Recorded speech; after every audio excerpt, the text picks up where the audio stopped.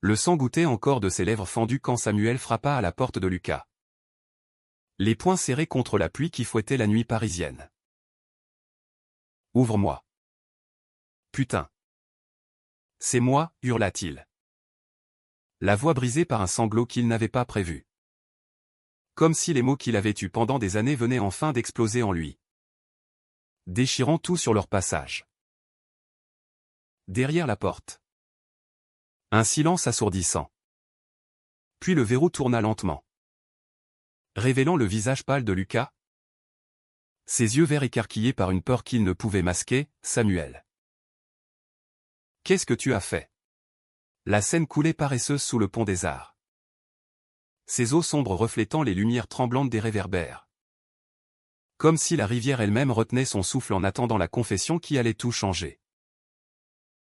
Samuel et Lucas s'étaient assis là, sur un banc usé par les amours fugaces des touristes. Une bouteille de vin rouge bon marché entre eux. Le genre de nuit où Paris semble conspirer pour révéler les secrets enfouis. Ils étaient amis depuis l'enfance. Élevés dans les ruelles étroites du Marais, où les façades haussmanniennes cachaient autant de drames que de rêves. Samuel, avec ses cheveux châtains en bataille et ses yeux bleus qui pétillaient d'une malice contenue, avait toujours été le plus audacieux des deux. Lucas, plus réservé, aux traits fins et aux épaules légèrement voûtées par une timidité qu'il combattait avec des sourires forcés, était le pilier, le confident, celui qui écoutait sans juger. Ce soir-là, l'air était chargé d'une humidité lourde, préfigurant l'orage qui gronderait plus tard. Il parlait de tout et de rien, des examens à la Sorbonne, des filles que Lucas draguait maladroitement dans les cafés de Saint-Germain, des rêves de fuite vers New York. Cette ville mythique où tout semblait possible, où l'amour ne se cachait pas derrière des mensonges. Samuel but une gorgée de vin, le liquide âpre lui brûlant la gorge, et sentit les mots remonter comme une marée inexorable. Lucas, il faut que je te dise quelque chose. Quelque chose qui me bouffe depuis des années. Sa voix trembla. Et il détourna le regard vers la cathédrale Notre-Dame au loin. Silhouette gothique dressée comme un juge silencieux. Lucas posa la bouteille, son cœur battant un peu plus fort sans qu'il sache pourquoi. Quoi que ce soit. Mec. Je suis là. Toujours. C'étaient ces mots-là. Simples et loyaux, qui avaient scellé leur amitié à travers les tempêtes de l'adolescence, les disputes avec les parents, les premières cuites volées, les nuits blanches à refaire le monde. Samuel prit une profonde inspiration, l'air frais de la Seine lui piquant les poumons. Je suis gay. Lucas. Et pas juste comme ça. En passant. C'est toi.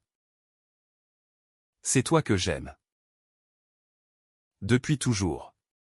Les mots tombèrent comme des pierres dans l'eau calme, créant des cercles qui s'élargirent à l'infini. Un silence s'étira, plus long que la scène elle-même. Lucas cligna des yeux, son visage passant du choc à une confusion douloureuse. Il ne recula pas. Non.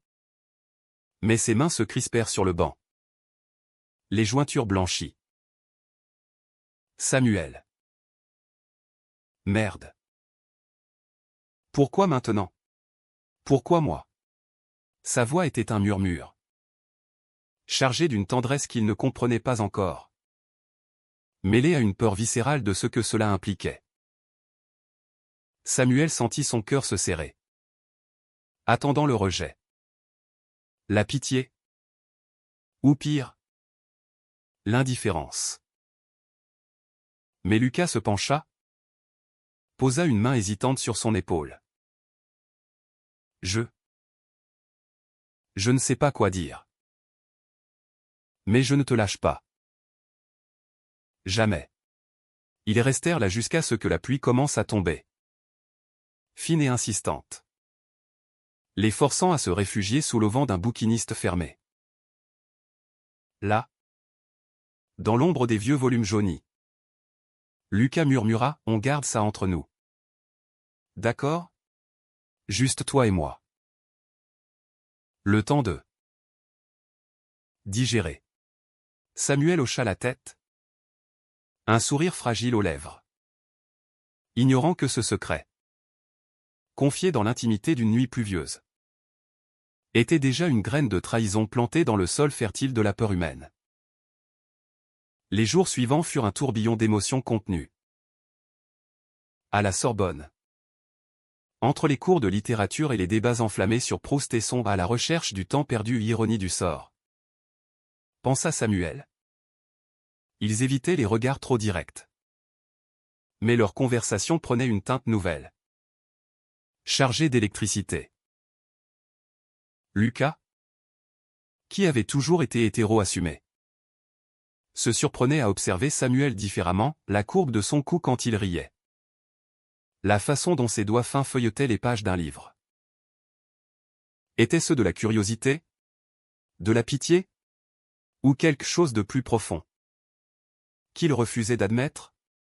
Un soir, après une projection clandestine de Brokeback Mountain dans une salle obscure du quartier latin, ils marchèrent le long des quais, l'air embaumant le jasmin des jardins suspendus.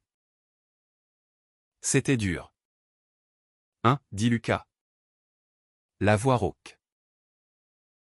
Samuel acquiesça, les yeux brillants. Henny et Jacques. Ils se sont aimés en secret. Et ça les a détruits. Je ne veux pas ça pour nous. Nous, répéta Lucas. Un éclat de panique dans le regard. Mais il ne nia pas. Au lieu de cela, il glissa sa main dans celle de Samuel. Un geste fugace, presque accidentel, qui fit bondir le cœur de ce dernier comme un cerf aux abois. Pourtant, la peur de Lucas grandissait en silence. Il avait une petite amie, Marie. Une étudiante en art aux cheveux roux flamboyants et au rire contagieux, qui représentait la normalité qu'il chérissait. Elle l'attendait dans leur appartement du 5e arrondissement, avec des dîners aux chandelles et des projets de mariage. Comment avouer à Samuel que ce coming out l'avait ébranlé jusqu'aux fondations? Comment expliquer qu'il se sentait attiré? Oui. Mais terrifié par ce que cela signifiait pour sa vie bien rangée? Le soir même, seul dans sa chambre, Lucas composa un message à son frère aîné, Étienne, un type bourru qui travaillait dans la finance et qui avait toujours été son confident. Besoin de parler. Urgent. Rendez-vous demain au Café de la Paix. Le lendemain, sous les dorures du café haussmannien, Étienne écouta, le visage impassible. Ton pote est gay et il craque pour toi? Merde. Lucas? C'est un piège. Les mecs comme ça, ils te bouffent et te crachent. Garde tes distances. Ou ça va te ruiner. Les mots d'Étienne, prononcés avec l'assurance d'un homme qui n'avait jamais douté de sa virilité, s'enfoncèrent en Lucas comme des épines. Il rentra chez lui. Le secret de Samuel déjà fissuré dans son esprit, prêt à se répandre comme une tache d'encre sur du papier blanc. Samuel, de son côté, vivait sur un nuage. Il imaginait des escapades à Montmartre, des baisers volés sous la pluie, une vie où l'amour triomphait des conventions. Il écrivit même une lettre, qu'il n'envoya pas. Débordante de mots tendres, Lucas, tu es mon Paris, ma lumière dans les ruelles sombres. Mais la réalité le rattrapa brutalement une semaine plus tard, lors d'une fête d'anniversaire chez un ami commun, dans un loft du Marais aux murs couverts de graffitis colorés. La musique pulsait. Un mélange de Daft Punk et de jazz manouche. Et l'air était saturé d'odeurs de vin et de sueur. Samuel dansait avec insouciance, son corps se mouvant au rythme des basses. Quand il surprit des murmures. « T'as entendu ? Samuel est pédé. » Et il draguait Lucas. Le pauvre. Les mots, prononcés par un groupe d'étudiants éméchés près du bar improvisé, le frappèrent comme un coup de poignard. Son regard balaya la pièce, croisa celui de Lucas, qui détourna les yeux. Coupable. Le monde bascula. Samuel traversa la foule, attrapa Lucas par le bras. « C'est toi. T'as parlé ? À qui ? » Lucas balbutia, les joues en feu. C'était Étienne. J'avais besoin de conseils. Je pensais que ça resterait entre nous. Mais Samuel n'écoutait plus. La trahison le submergea. Un raz-de-marée de douleur et de rage. Il claqua la porte du loft, la pluie recommençant à tomber dehors. Comme si le ciel pleurait pour lui. Seul dans les rues luisantes. Il marcha sans but, les larmes se mêlant à l'eau du caniveau. Comment un secret confié en amour pouvait-il se muer en poison si vite ? Les jours qui suivirent furent un exil volontaire.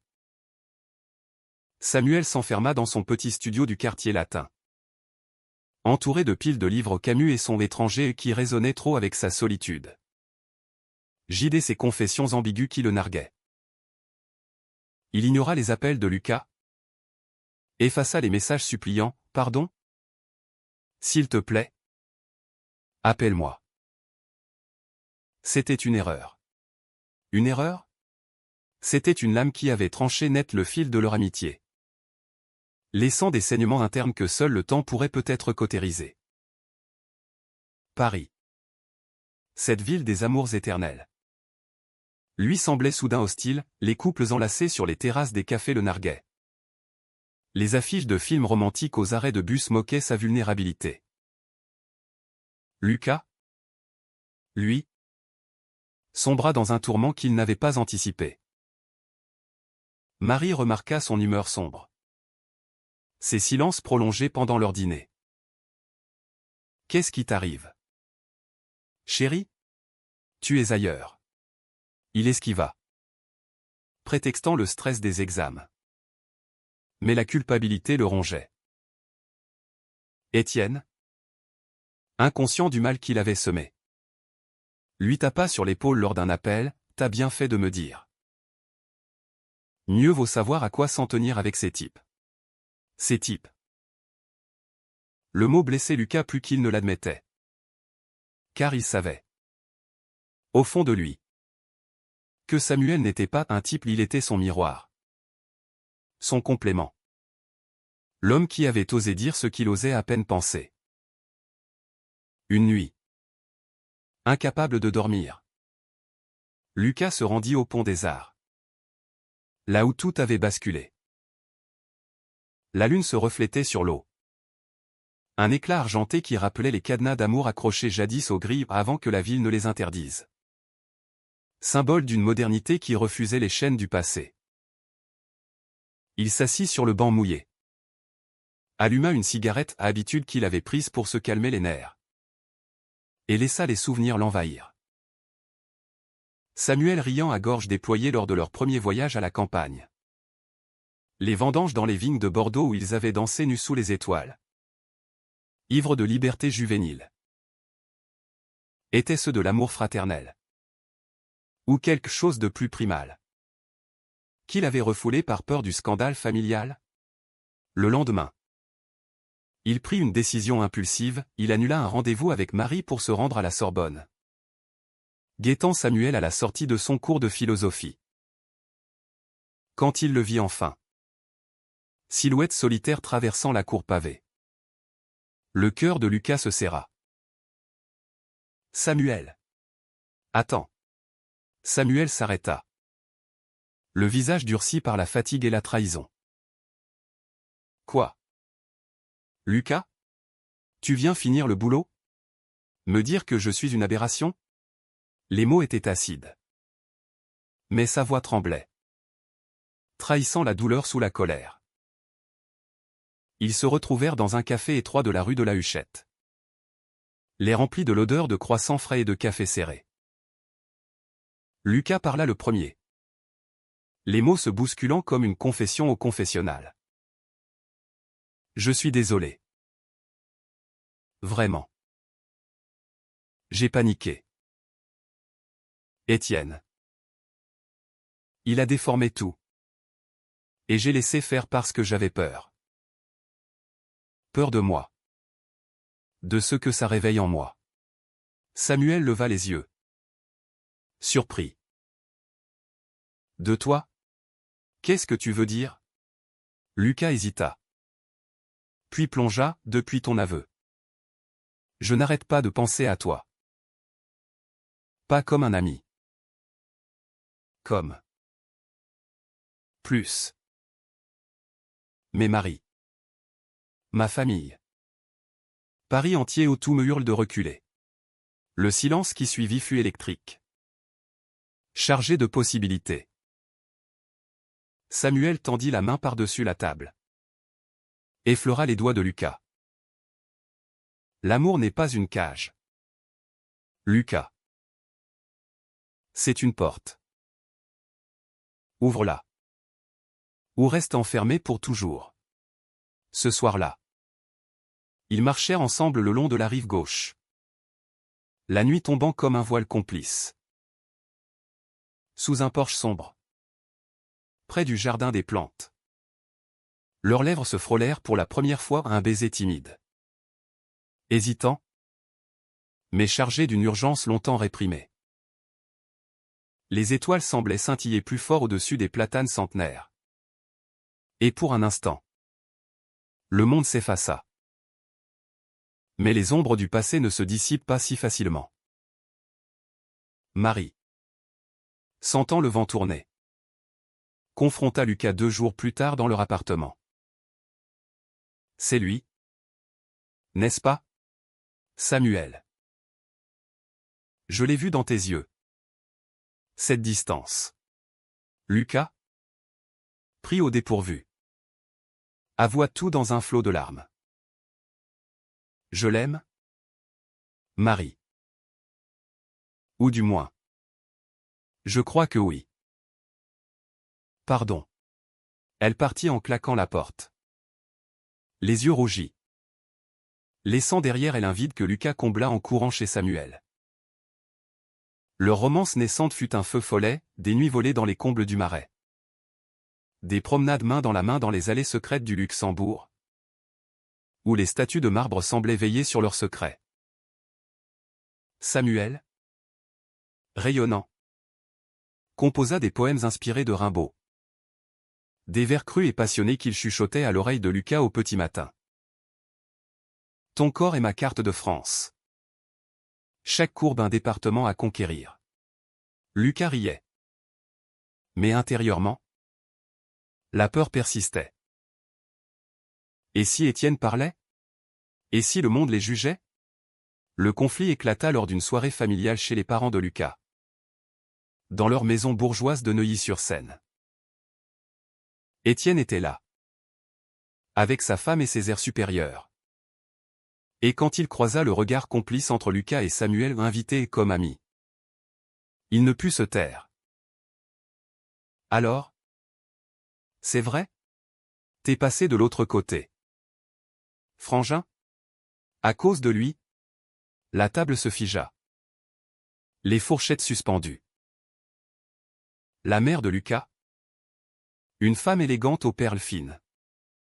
Pâlie. Le père? Un avocat austère.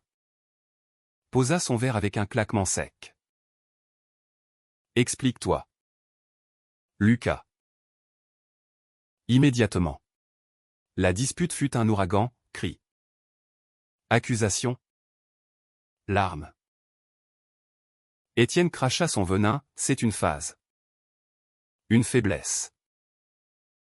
Pense à la famille. Samuel, témoin muet au début, explosa enfin, votre famille? Et la mienne? Alors? Celle que j'ai construite avec lui? Il quitta la maison en trombe. Lucas sur ses talons. Mais le mal était fait. Dans la voiture qui les ramenait à Paris. Lucas sanglota, je les ai perdus. À cause de nous. Samuel? Le cœur serré. Murmura, non. À cause de la peur. Mais on s'en sortira. Ensemble. Pourtant. La trahison d'Étienne n'était que le début. Des rumeurs commencèrent à circuler dans les cercles étudiants, textos anonymes. Regard en coin. Un graffiti homophobe sur le casier de Samuel à la Sorbonne. Quelqu'un avait vendu la mèche mais Lucas suspectait son frère, dont la langue acérée n'avait jamais su se taire. L'automne s'installa sur Paris comme un manteau gris. Les feuilles des marronniers du champ de Mars jaunissant et tombant en tourbillons mélancoliques. Miroir de l'âme tourmentée de Samuel. Les rumeurs s'étaient muées en harcèlement, un collègue de cours qui l'avait bousculé dans les couloirs en marmonnant « sale pédé ». Une professeure qui l'avait convoqué pour discuter de son comportement perturbateur. Il se sentait nu. Exposé. Comme si son coming out. Ce geste libérateur s'était retourné contre lui en une arme collective. Seules les nuits avec Lucas offraient un répit. Ces heures volées où leurs corps s'entremêlaient dans le lit étroit de l'appartement de Samuel. La ville ronronnant en fond comme une berceuse complice. Lucas, déchiré, oscillait entre culpabilité et passion. Il avait rompu définitivement avec Marie. Un appel larmoyant où elle avait crié « Tu me sacrifies pour un fantasme ? Réveille-toi !» Mais le fantasme était devenu réalité, les matins où il se réveillait contre la peau chaude de Samuel. Inhalant l'odeur de son savon à la lavande. Il se sentait vivant pour la première fois. Pourtant, la famille le hantait. Son père avait coupé les vivres.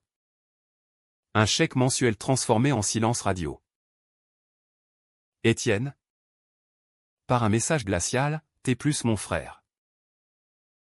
T'as sali le nom. La trahison fraternelle le rongeait.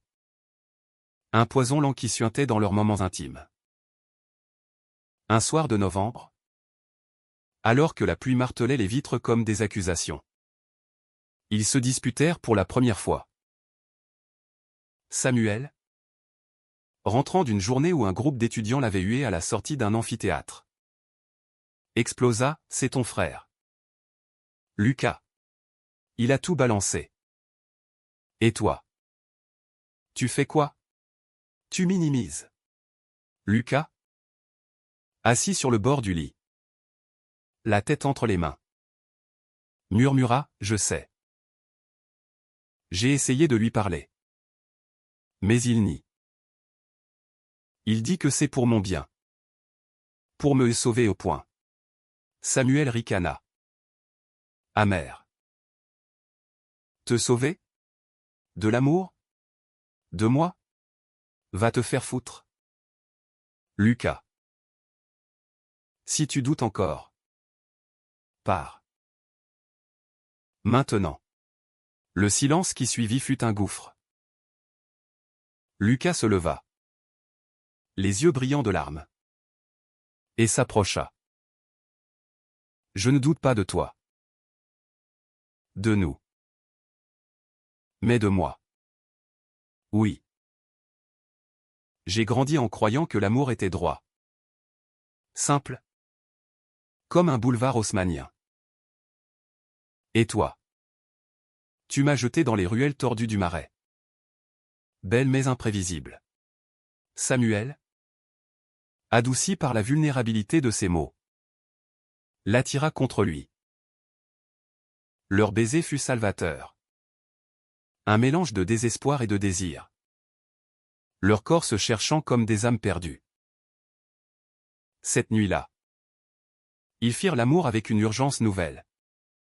Comme si chaque caresse effaçait un peu plus les blessures. Mais le destin. Ce farceur parisien avait d'autres plans. Le lendemain.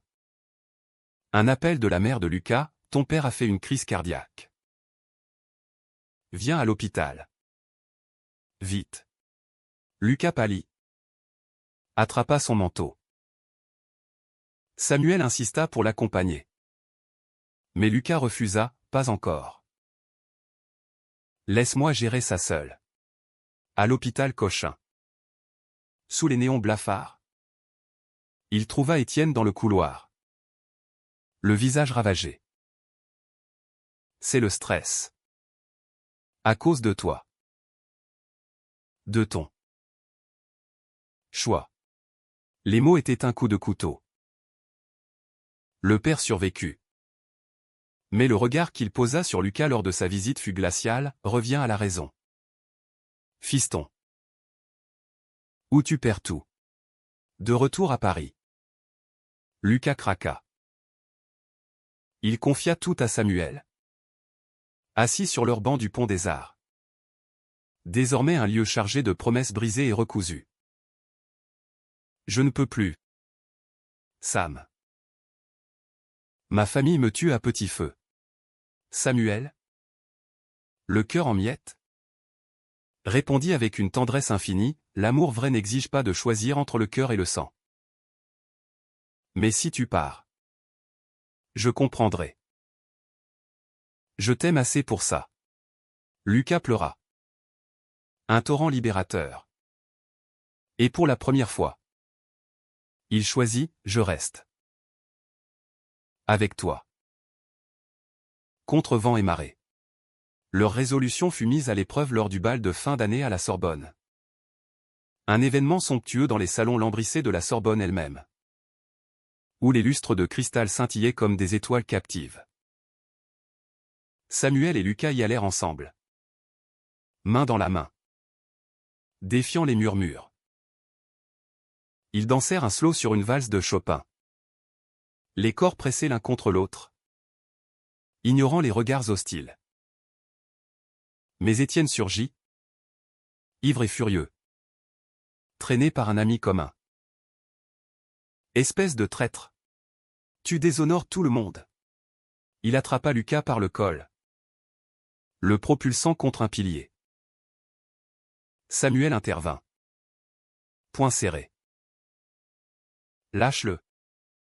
Ou je te jure. La bagarre éclata. Brève mais violente, coups échangés. Verres brisés. Cris qui attirèrent la sécurité. Étienne, le nez en sang, fut évacué.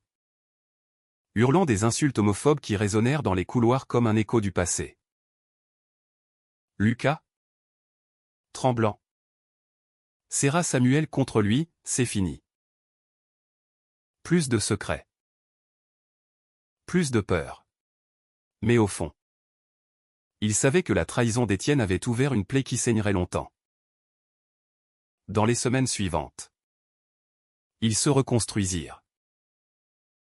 Samuel trouva du réconfort dans un groupe de soutien LGBT au centre LGBT de Paris, où il rencontra d'autres âmes blessées qui lui apprirent la résilience. Lucas, quant à lui, écrivit une lettre à sa mère. Un plaidoyer émouvant pour l'acceptation, maman.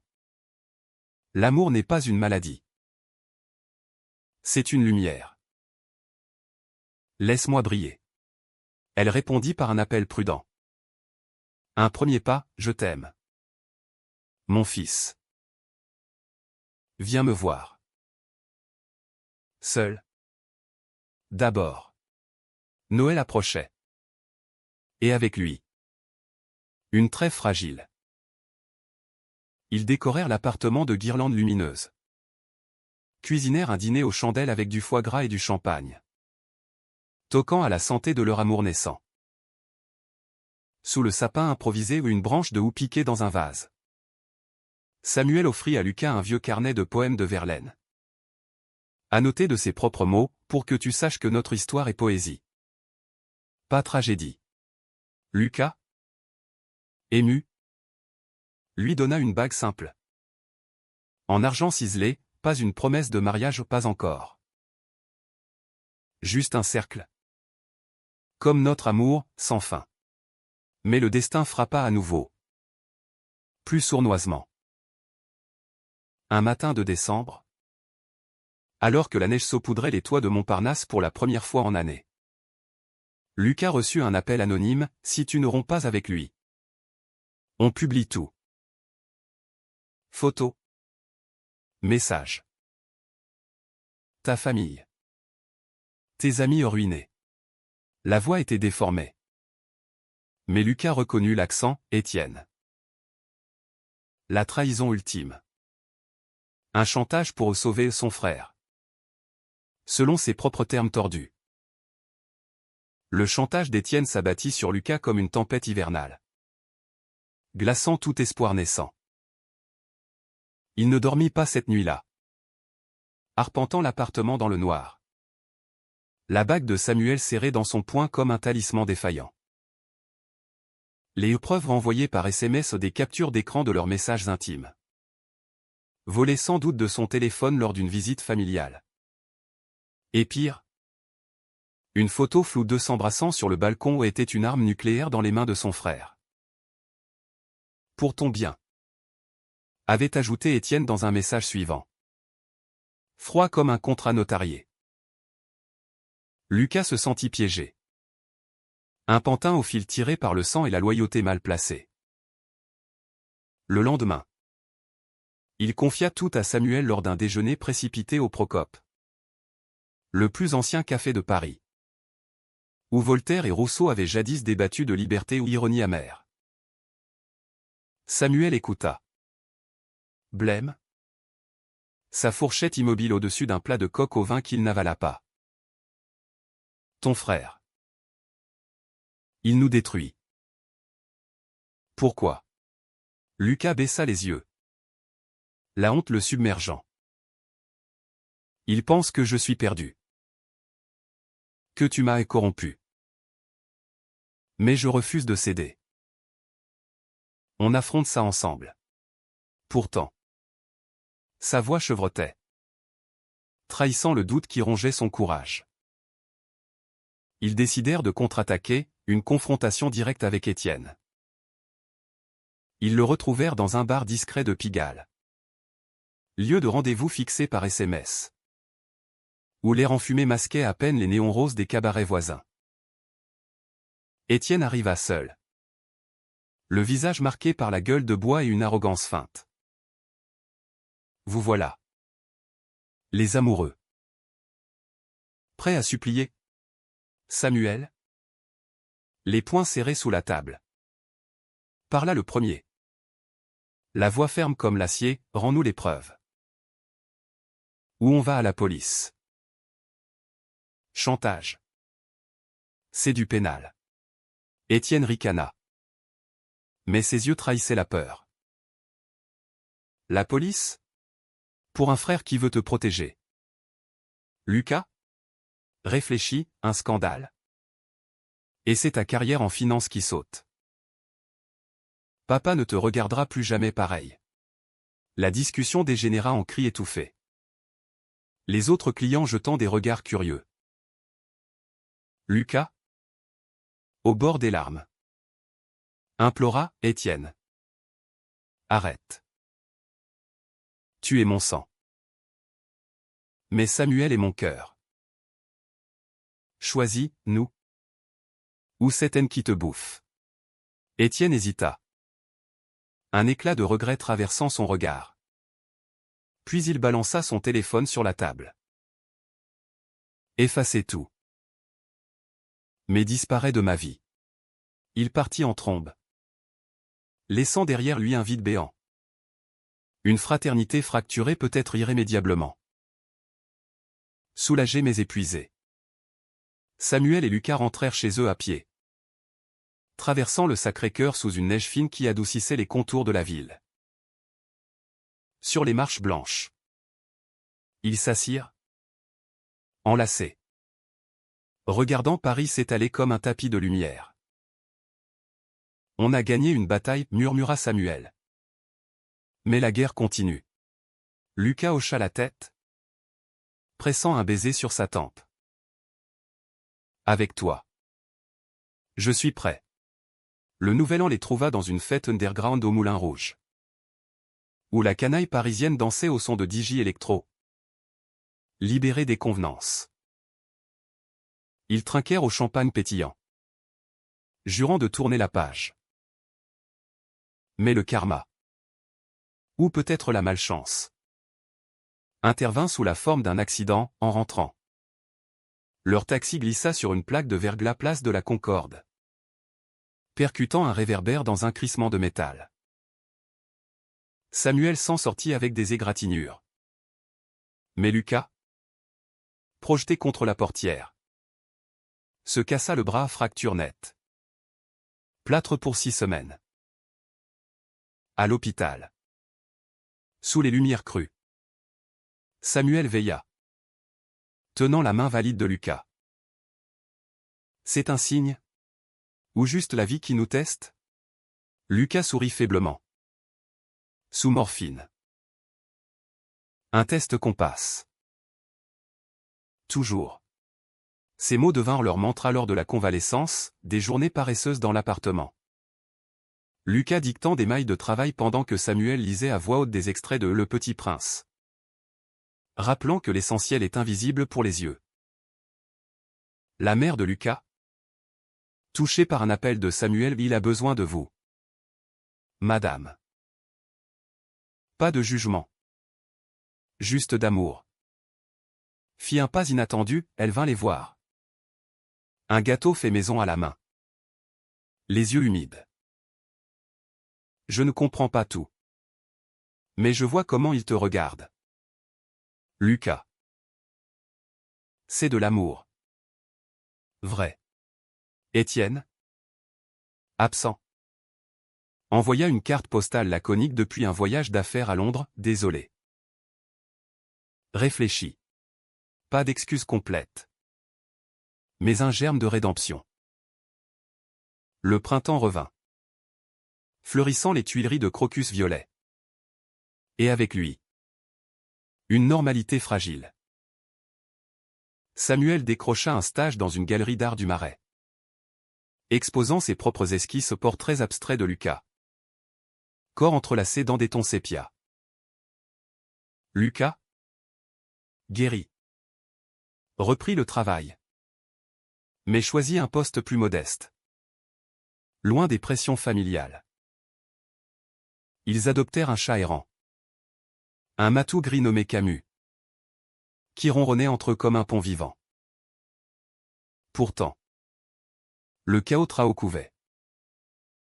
Lors d'une exposition inaugurale de Samuel, Étienne réapparut. Sobre et contrit. Un bouquet de roses blanches à la main, un symbole de paix. Ou d'ironie? Je viens m'excuser. Vraiment. J'ai vu un psy. Lu des livres. J'étais con. Peur de l'inconnu. Samuel, méfiant, accepta une poignée de main tendue. Lucas, ému, les serra tous deux dans ses bras. Mais plus tard, seul avec Samuel, il confia, je lui pardonne. Pour nous. Mais la confiance? Ça prendra du temps. La nuit de l'exposition. Sous les projecteurs tamisés.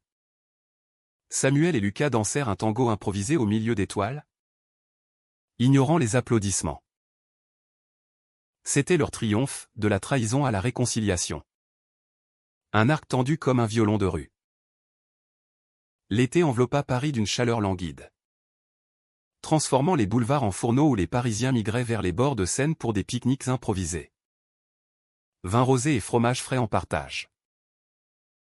Samuel et Lucas, fortifiés par les épreuves hivernales, planifièrent leur premier vrai voyage, une semaine en Provence.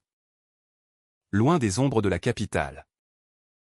Pour cicatriser les dernières plaies. dans le TGV qui filait à travers les champs de lavande. Lucas posa sa tête sur l'épaule de Samuel. Murmurant, « Ici. On recommence. Pas de secret. Pas de chaîne. » Samuel sourit, traçant du doigt des motifs invisibles sur sa cuisse, « Juste nous. Et l'infini. » À Aix-en-Provence, ils louèrent une chambre d'hôte nichée dans un mas provençal. Murs ocre et volets bleus donnant sur des oliveraies centenaires. Les journées étaient un poème vivant, randonné dans les calanques de Cassis. Où l'eau turquoise léchait les falaises roses, dîner aux terrasses ombragées. Dégustant bouillabaisse et ratatouille sous un ciel étoilé, nuit où leurs corps s'unissaient dans une danse lente. Sueur et rire mêlés. Le chant des cigales en bande-son. Pour la première fois, Lucas se sentit libre. Assumé. Son amour pour Samuel comme un soleil intérieur qui dissipait les brumes du doute. De retour à Paris. La vie reprit son cours. Mais enrichie. Samuel exposa dans une galerie plus grande ses œuvres inspirées de leur histoire. Corps entrelacés dans des motifs abstraits évoquant Matisse attirant critiques et acheteurs. Un article dans Le Monde titra « L'amour interdit, quand l'art défie les tabous ». Lucas, fier, encadrant la coupure sur leur frigo.